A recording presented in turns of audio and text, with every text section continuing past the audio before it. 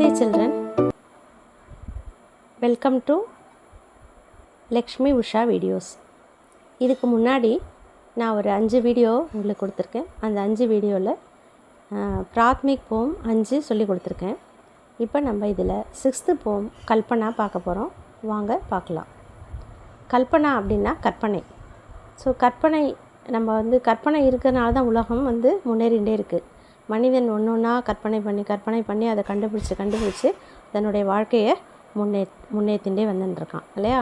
So அந்த கற்பனை நின்று போச்சுன்னா உலகமே நின்று போகுது அப்படின்னு சொல்லலாம். ஒரு மனிதனுடைய ஸ்டாண்டர்ட் ஆஃப் லிவிங் எப்படி வருதுன்னா அவனுடைய கற்பனை நிறைவேறதன் மூலமாக தான் வந்துகிட்டே இருக்குது. ஸோ அது மாதிரி ஒரு சிறிய கற்பனை எங்கள் ஆசிரியர் நமக்கு சொல்கிறாரு. வாங்க பார்க்கலாம். அகர் पेड़ भी चलते होते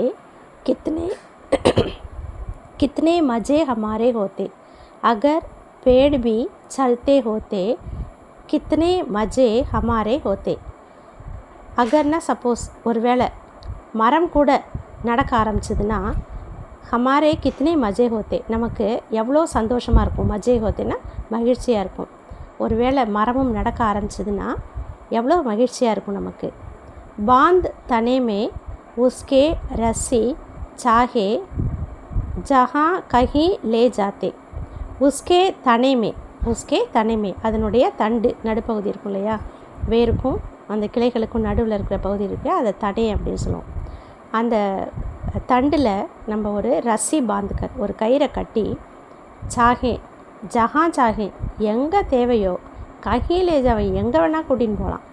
மரம் மட்டும் நமக்கு நடக்க ஆரம்பிச்சிருதுன்னு வச்சுக்கோங்களேன், அதை கயிறை கட்டி நம்ம கூடவே எங்கே வேணால் கூட்டிகிட்டு போகலாம். எப்படி கற்பனை பண்ணுறாரு பாருங்க. இதில் மரத்தினுடைய பயன்களை இவ்வளோ அழகாக சொல்கிறதுக்காக இப்படி சொல்கிறாரு. மரம் இருந்தால் எவ்வளோ நல்லாயிருக்கும் அப்படின்றதுக்காக. ஜஹா கஹீம்பி தூப் சதாத்தி, எந்த இடத்துல நமக்கு வெயில் நம்மளை துன்பப்படுத்தினாலும், வெயில்னால் நமக்கு கஷ்டம் ஏற்பட்டாலும், உஸ்கே நீச்சே அதுக்கு அடியில் ஜட் சுஸ்தாத்தே, உடனே நம்ம என்ன செஞ்சுக்கலாம், போய் நின்று நம்ம நிழலில் ரெஸ்ட் எடுக்கலாம். சுஸ்தாத்தே ஓய்வு எடுத்துக்கலாம். அப்போ என்ன அர்த்தம், மரத்தை நம்ம கூடவே கூட்டின்னு போனோன்னா எங்கேயாவது வெயிலாக இருந்ததுன்னா மரத்தை நிற்க வச்சுட்டு அதுக்கு அடியில் உட்காந்து நம்ம ஓய்வு எடுத்துக்கலாம். ஜஹா கஹி வர்ஷா ஹோ ஜாத்தி, அதே மாதிரி திடீர்னு நம்ம போயின்னு இருக்கும்போது வர்ஷா ஹோ ஜாத்தி, மழை வந்துடுச்சு. ஸோ நம்ம குடை எடுத்துன்னு போக வேண்டாம், அந்த மரத்தை எடுத்துன்னு போனால் போருமா. உஸ்கே நீச்சே ஹம் சிப் ஜாத்தே, அது கீழே நம்ம மறைஞ்சிக்கலாம். யூஸ்வலாக மரம் வரும்போது நம்ம மரத்துக்கு அடியில் நிற்கக்கூடாது. இது ஒரு சின்ன கற்பனை. ஒரு லேசாக மழை பெஞ்சா நிற்கலாம். மழை இடி மின்னல்லாம் வரும்போது நம்ம மரத்துக்கு கீழே நிற்கக்கூடாது. பட் இது ஒரு சின்ன கற்பனை, அதனால் அதில் சொல்கிறாரு. அதாவது மழையிலேருந்து நம்மளை காப்பாற்றுது அப்படின்றதுக்காக அது சொல்கிறார். வெயிலேருந்தும் காப்பாற்றுது, மழையிலேருந்தும் நமக்கு காப்பாற்றுது. தூப்னா வெயில், வர்ஷானா மழை. ஸோ இது ரெண்டுலேருந்து நம்ம காப்பாற்றும்.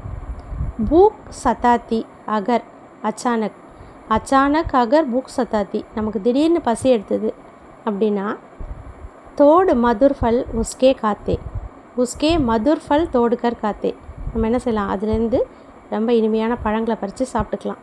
மரம் இருந்ததுன்னா நம்ம கூடயே இருந்ததுன்னா நம்ம கூடயே அந்த கயிறை கட்டி இழுத்துன்னு போனோன்னா எப்போ நமக்கு பசி எடுக்குதோ அப்போ அதில் இருக்கிற பழத்தை எடுத்து சாப்பிட்டுக்கலாம்.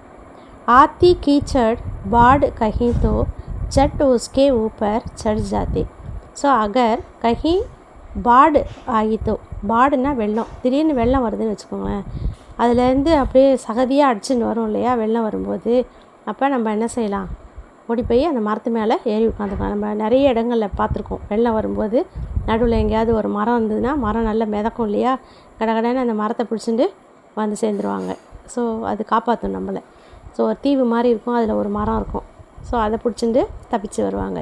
ஸோ அந்த மாதிரி வெள்ளத்துலேருந்து கூட நம்மளை என்ன செய்யுது, அது உடனே நம்ம அந்த மரத்து மேலே ஏறி நம்ம தப்பிச்சுக்கலாம். ஸோ இந்த மாதிரி மரம் நமக்கு எவ்வளோ யூஸ்ஃபுல்லாக இருக்குது. அதனால் அதை நம்ம என்ன செய்யக்கூடாது, வெட்டக்கூடாது. நிறைய மரங்கள் நம்ம வளர்க்கணும். மரங்கள்னால இவ்வளோ பலன் இருக்குது அப்படின்றது தான் ஒரு கற்பனை மூலமாக நமக்கு மரத்தினுடைய பயன்களை இந்த போமில் சொல்கிறாரு. ஸோ இந்த கற்பனை ரொம்ப அழகாக இருக்குது. இது மாதிரி நம்ம ஒரு சின்ன கற்பனையாக பண்ணும்போது தான் நிறைய விஷயங்கள் உருவாகுது நாட்டில். அது மக்களுக்கும் உபயோகம் உள்ளதாக இருக்கும். நீங்களும் நிறைய கற்பனையோட நல்ல விஷயங்களை கண்டுபிடிங்க குழந்தைங்களே. நன்றி.